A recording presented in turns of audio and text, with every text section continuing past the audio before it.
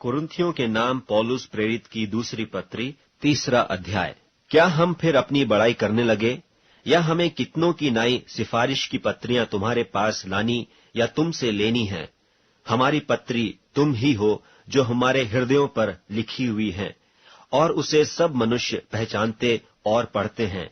यह प्रगट है कि तुम मसीह की पत्री हो, जिसको हमने सेवकों की नाई लिखा, और जो सियाही से नहीं परंतु जीवते परमेश्वर की आत्मा से पत्थर की पटियों पर नहीं परंतु हृदय की मांस रूपी पटियों पर लिखी है।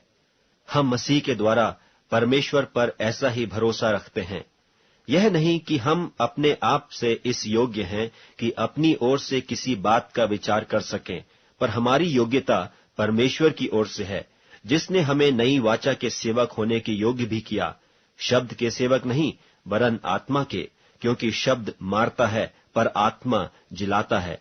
और यदि मृत्यु की वह वाचा जिसके अक्षर पत्थरों पर खोदे गए थे यहां तक तेजोमय हुई कि मूसा के मुंह पर के तेज के कारण जो घटता भी जाता था इस्राएल उसके मुंह पर दृष्टि नहीं कर सकते थे, तो आत्मा की वाचा और भी तेजोमय क्यों न होगी?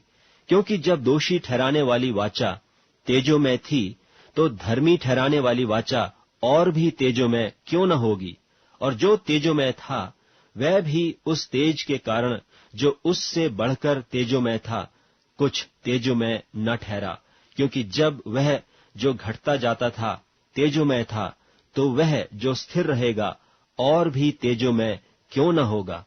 सो ऐसी आशा रखकर हम हियाव के साथ बोलते हैं, और मूसा की नाई नहीं, जिसने अपने मुंह पर पर्दा डाला था, ताकि इस्राएली उस घटने वाली वस्तु के अंत को न देखें, परंतु वे मतिमंद हो गए, क्योंकि आज तक पुराने नियम के पढ़ते समय उनके हृदयों पर वही पर्दा पड़ा रहता है, पर वह मसीह में उठ जाता है।